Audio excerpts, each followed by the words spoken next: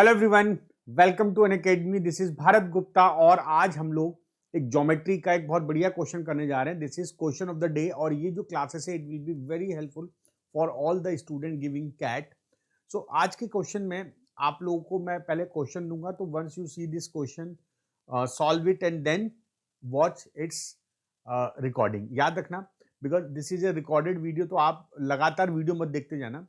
जब भी आपके सामने क्वेश्चन आए तो थोड़ा सा अपने को उस पर प्रिपेयर करो, उस क्वेश्चन को ट्राई करने की कोशिश करो। It will help you in building concept while solving the question in examination. ऐसा नहीं होना चाहिए कि आप जैसे क्वेश्चन देखा तुरंत सॉल्यूशन देख लिया। दिस इज बैड हैबिट और ये आपको एग्जाम में प्रॉब्लम क्रिएट कराएगी। जैसे मॉक टेस्ट में आपका स्कोर नहीं बढ़ता बिकॉज जब भी आप क्वेश्चन करते हो तो उसको तुरंत सॉल्यूशन देख लेते हो।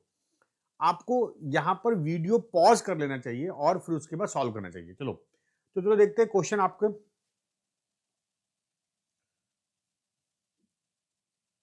So this is the question. Question is a square ABCD inscribed in a circle. A square ABCD inscribed in a circle. The equilateral triangle BEF is also inscribed in the circle. F and C lie on the same side of BD. If the radius of the circle is 12 centimeter, what is the area of triangle BFC? Use sin 15. अब आप एक चीज ध्यान रखना कि sin 15 के बारे में बोला हुआ है तो कहीं ना कहीं यहाँ पर sin 15 आने वाला है, राइट? तो चलो वीडियो पॉज कर दो, ट्राई करो। बहुत बढ़िया क्वेश्चन है। एक्चुअली ऑप्शन भी बड़े मजेदार है, ऑप्शन इंटरेस्टिंग फॉर्म में है, तो conversion is also very important. तो चलो ट्राई करते हैं। ओके, तो लगता है आप लोगों ने इसको ट्राई कर लिया होगा। चलो अब मैं इसमें डायग्राम बना लेता हूं। ओके, डायग्राम बना लेते हैं इसका हम।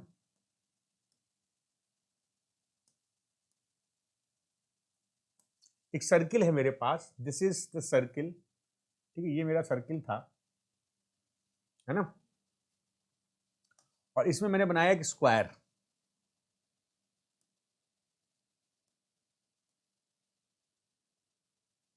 ठीक है, एक स्क्वायर बना लेते हैं। This is the square which, और एक सर्किल बन गया।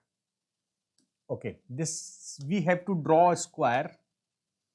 ओके, तो this is the square, this we draw inside this. ठीक है, हमने एक स्क्वायर बना दिया, राइट? अब हमने बनाना है इसमें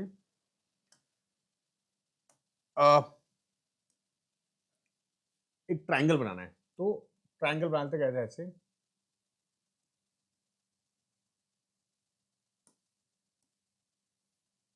ये ऐसे, दिस इज द ट्राइंगल। तो ये हमारे पास फिगर हो गई सारी। नेमिंग कर देते हैं। This is A B C D, right? This is the square, a square A B C D. ठीक है, क्लियर दिख रहा है ना आप लोगों को? थोड़ा सा डायग्राम इंपॉर्टेंट होगा इस क्वेश्चन के लिए। Now BEF is also inscribed in the circle. F and C lie on the same side. F and C, तो इसको F मानो, this is E. तो this is what we have. This is our circle जिसको मैंने green से बनाया. Then we have a square ABCD and then we have BEF is a equilateral triangle.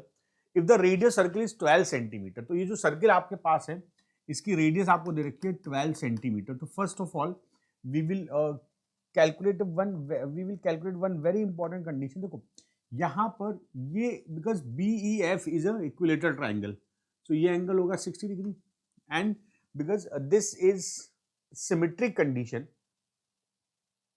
Right? So उस case से यहां पर एक बात ध्यान रखनी है आप लोगों को कि अगर मैं यहां से एक बना रहा हूं स्क्वायर और मैं बना रहा हूं एक equilateral triangle, so the condition is that कि ये जो इक्विलेटरल ट्राइंगल बनेगा ये इन दोनों केस में सिमेट्रिक होगा। अच्छा, अगर सिमेट्रिक होगा ये पूरा एंगल 90 डिग्री, दिस इज 60, तो ये एंगल जो बचेगा ये 15 होगा। और आपको समझ में आ जाएगी ये 15 होने से हमारा साइन 15 वाला कॉन्सेप्ट भी हो जाएगा तैयार। नाउ अच्छा, अब एक काम और करो, ज्वाइन कर दो, ज्वाइन दिस। क्यों? मुझे पूछा है area of triangle BFC, so we have to calculate this BFC। मुझे एंगल मिल गया। सो एरिया ऑफ ट्राइंगल होता क्या है? एरिया ऑफ, बल्कि इसको इधर लिखते हैं, area of triangle BFC।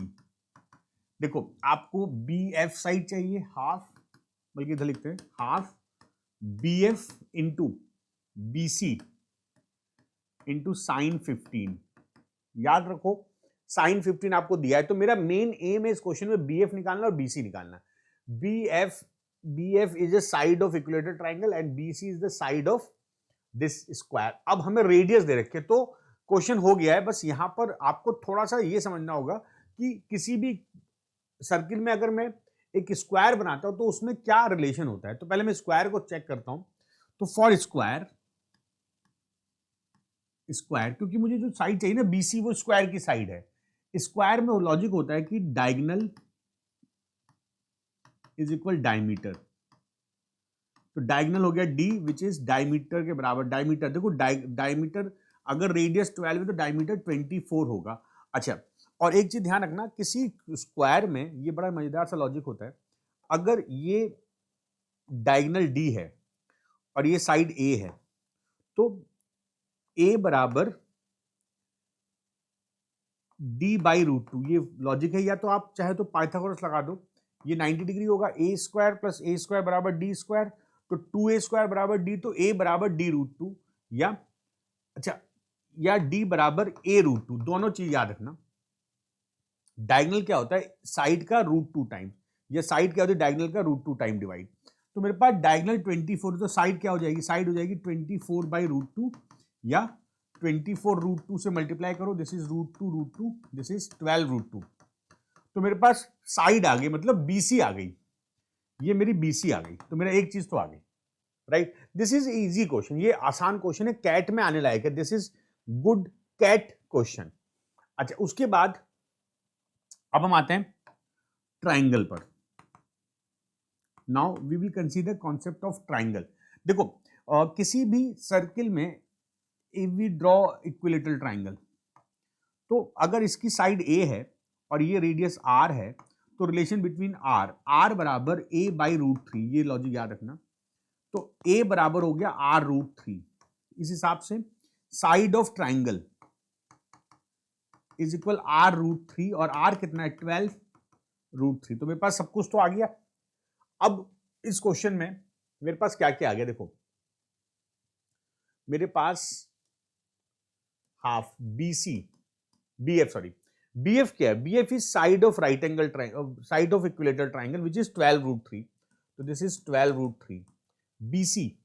BC is side of square which is 12 root 2, और साइन 15 है। देखो साइन 15 देखो क्या था, इट इज रूट के अंदर 2 minus root 3 by 2। This is what we have to calculate, we have to simplify. ठीक है, मैं अब इसको इधर ले जा रहा हूं। हमें देखना है ये सिंप्लीफाई करके कैसे हम आंसर पर आएंगे, how can we calculate the answer. देखो भाई, ये 2 2 जा 4, 4 3 जा 3 12 जा 36 रूट 6, और अंडर ब्रैकेट में 2 minus root 3। Now when this 6 comes inside 36, अब ये क्या हो जाएगा, 6 अंदर आएगा, 12 minus 6 root 3, this is 36, 12 minus 2, और मैं इस 3 को अंदर ले जा रहा हूं, दिस इज 27।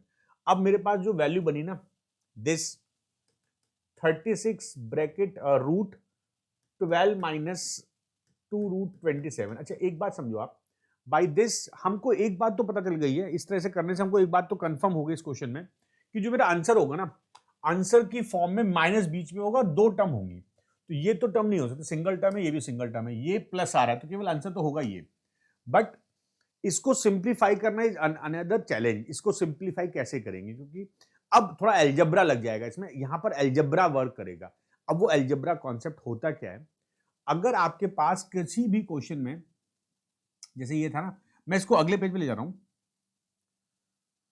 देखो मेरे पास आ गया 12 माइनस 2 रूट 27। इस कॉन्सेप्ट को समझ लो जरा। मुझे इसको ना रूट सेपरेट करके लिखना है, तो मैं इसको मान लेता हूं कि ये रूट A है माइनस रूट B है। ये भी ध्यान रखना, अगर बीच में माइनस है तो यहां माइनस आएगा। नाउ स्क्वायरिंग बोथ साइड, इसका शॉर्टकट बताऊंगा, पहले पूरा लॉजिक क्या है, पहले पूरा लॉजिक समझ लो।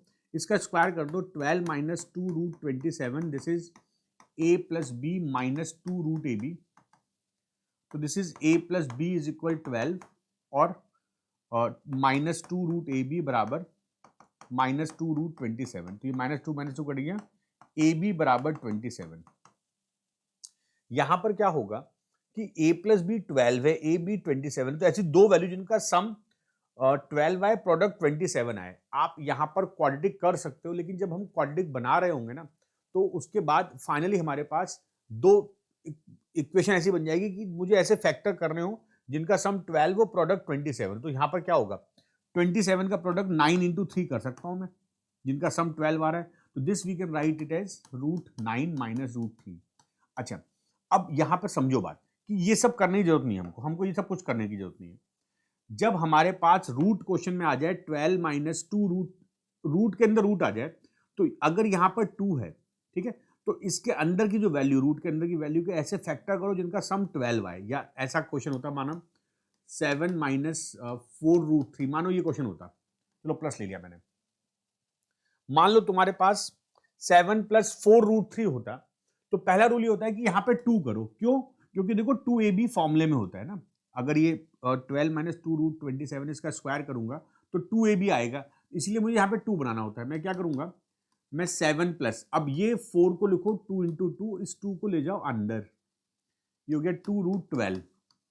अब देखो कॉन्सेप्ट क्या, 12 के फैक्टर जिनका सम 7 आए, 12 के फैक्टर जिनका सम 7 आए विच इज 4 एंड 3, तो हो जाएगा √4 प्लस √3। बीच में प्लस है तो यहाँ प्लस आ गया, बीच में अगर माइनस होता, अगर यहाँ माइनस होता तो यहाँ माइनस आता। इसी तरह से अब मेरे पास 12 माइनस 2√27 था, तो मैंने 27 के फैक्टर के जो कि आएंगे 9 और 3, तो ये आंसर हो जाएगा 9 3 या 3 माइनस √3। तो ये कॉन्सेप्ट बड़ा मजेदार है, जिससे आप इस तरह क्वेश्चन इजीली कर लोगे। चलो अब वापस आ जाते हैं। मैंने देखो यहाँ पर क्या किया था, इस जगह पर 6 को क्या किया था मैंने, इसको 2 इंटू 3 करके 3 को मैं अंदर ले गया था, तो वो जाएगा 3 3 9, 9 3 27, तो 2√27। अब 27 के फैक्टर जिनका सम 12 है 9 3, तो this is 36 √9 minus √3, this is 36 3 minus √3। तो मैंने ये आपका पूरा आंसर मैच कर गया डी ऑप्शन से। वैसे तो इस क्वेश्चन में options are very easy at this stage. आप इस स्टेज के बाद you can write your answer as D option, क्योंकि और कहीं भी बीच में माइनस नहीं था, दो टर्म नहीं थी। अगर इस क्वेश्चन में माना ऐसा होता √6 माइनस √3, तब क्वेश्चन तब बनता, √3 माइनस √4, तब क्वेश्चन बड़ा बनता। Logically this is very easy question. Did you get this point? So आज मैंने आपको एक बहुत बढ़िया क्वेश्चन ज्योमेट्री करके दिखाया। We will meet you with some more questions on quant which will help you in your preparation for CAT. Let's crack it.